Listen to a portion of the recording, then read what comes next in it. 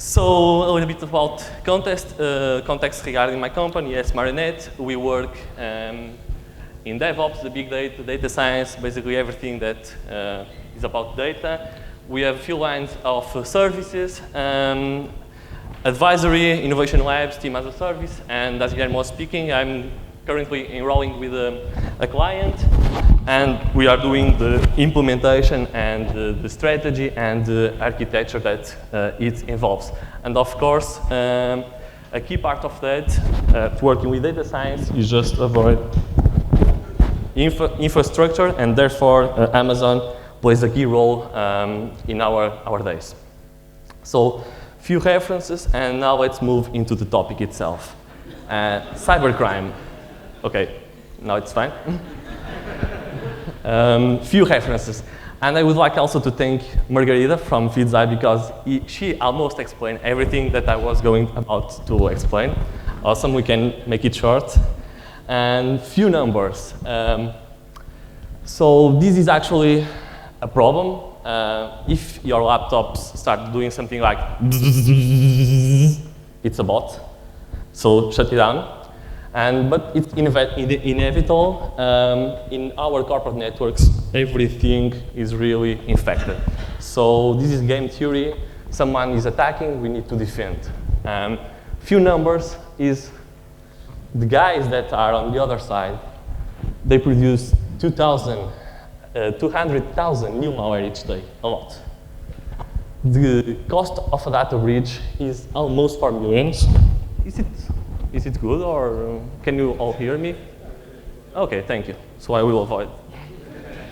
And finally, it takes 200 days to detect an attack. So having said that, we can influence already our opponents are really resourceful, they are motivated, and yeah, they are really sophisticated. So a few numbers from some reports in the cyber defense field.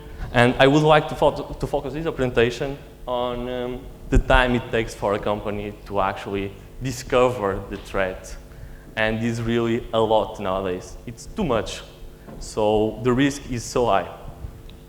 So the question that we need to answer here is, why does it take so long? And there is multiple factors. Legacy systems, as Margarita said again, rule-based systems, and few people with skills enough to identify these threats and solve them in time. So just throwing bodies into the problem will not solve it. So how they are sophisticated? So almost or every malware nowadays use this technique, which is called domain generation algorithm, DGA. I will be referring everything as DGA now on. And instead of, so when a malware is in your computer, it will try to contact the command and control server where the hacker is, and is trying to steal your information by giving instructions to the malware. So he can act, he can try to get the important data, he can try to spread, he can send more malware so you can download, and this is really how they do that. So I will try to make it simple so everybody that is not in cyber defense field, I guess all of us, can understand. And if you have a pattern like that in your data, this is good. So during work time, someone is accessing Facebook, normal behavior, okay, that's cool. However, if under the hood there is a computer, an endpoint, trying to access a domain like I am evil, okay, you should be careful. Okay, let's take care of that. So what you are going to do, or what your rules are going to do, or your cyber analysts, they will block it. Okay, cool, we are safe, I'm done here. No. The problem is the software itself that malware uses is so sophisticated, they create these random domains, and they avoid being blocked with simple rules.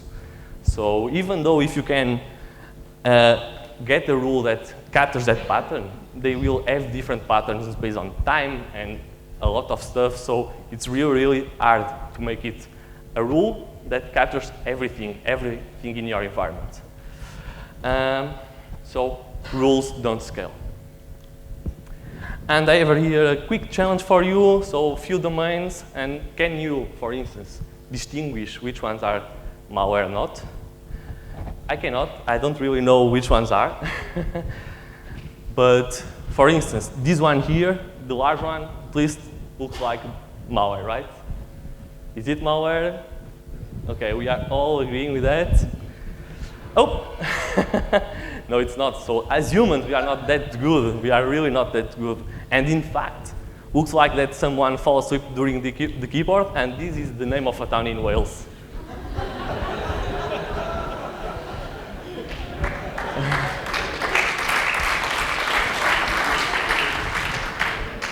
You can Google like the largest domain in Europe, and you will find out more about it. I've never been there. I will try Marionete to pay me a flight in my next vacations. So a proposal is basically let's bring AI into the fight. I'm not saying let's replace cyber analysts or rules, but let's enhance their current detection systems. And by doing this kind of projects, the guys with the suit, not you guys, the other ones, they care just about numbers and quick and successful deliverables. So what we have done is just go quick and fast for the simple approach, a baseline approach, which is the typical machine learning approach. We asked some guys to help us figuring out some features, we engineering those features, we got some scores, and it was really good to get more budget to keep going on.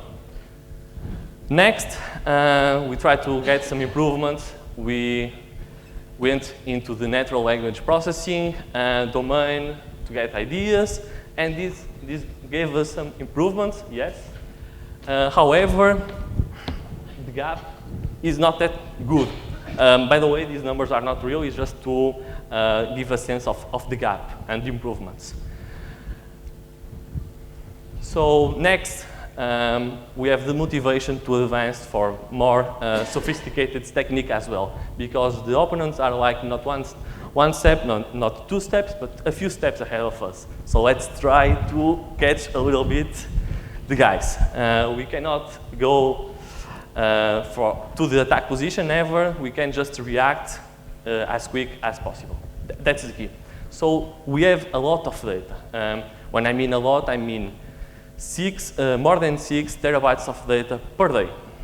It's 2 petas here. It comes as 60,000 events per second. So it's quite a lot, and it means that our machine learning or typical machine learning models won't scale with this amount of data. So as Angie points out, you need to go for scalable machine learning, which is deep learning. Also, I would like to thank you, Antonio, that is not here, for explaining deep learning, so I can just skip that part and go into the results. So basically with that, we achieve really, really good scores. We reduce the number of false positives. That is really important for people in security, because it means less work for cyber analysts. They will not waste that time trying to figuring out a case which, after all, is not malware. So they don't like that, and they have to accept this system.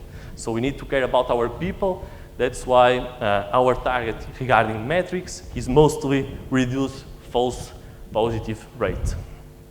And the beautiful about deep learning is, as Antonio was explaining, it learns the features during the process. You don't need to worry about creating features, and this helps you avoid the issue that we were saying before. Our capability of create features are really limited regarding your eyes, for instance. So the algorithm will abstract that for you, and this is a quite powerful idea. So this is the techie part now. Basically, there is some pitfalls that people used to say about deep learning, like it's not interpretable, you don't know how to train it, you don't know if it's going to fail or not, it takes a lot of time, Indeed, that's true. However, there are some techniques, very old, like visualization, which can help you. And I'm going to show some examples. So what we have done is basically looking into the last layer of our network, which is called a hidden layer. And we tried to figure out how some samples look like. And here is just a sampling from the samples, where you can see this should be a very straightforward task.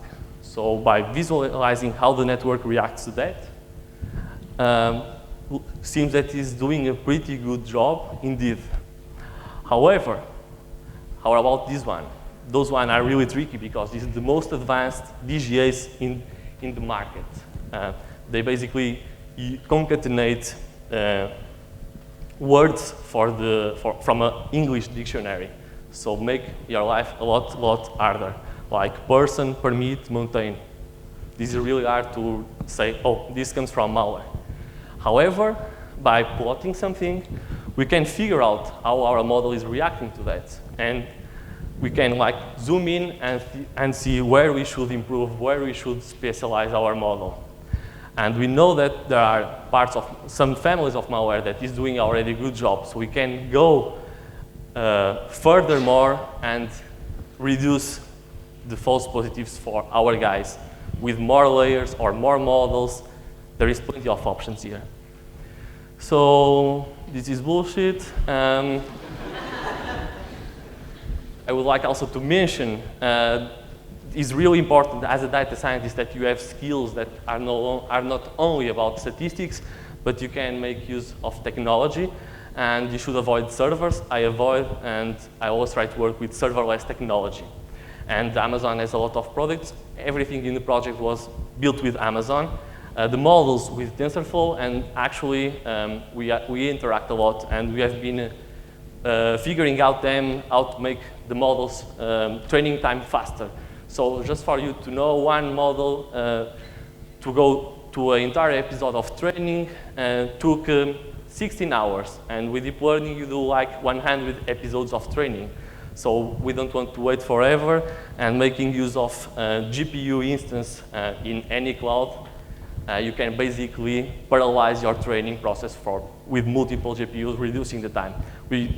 Up to now, we do a training in 20 minutes, 3 minutes, depending on the network, which is a lot. And finally, if you would like to know a little bit more, please do not hesitate to revert to me. And thank you, guys.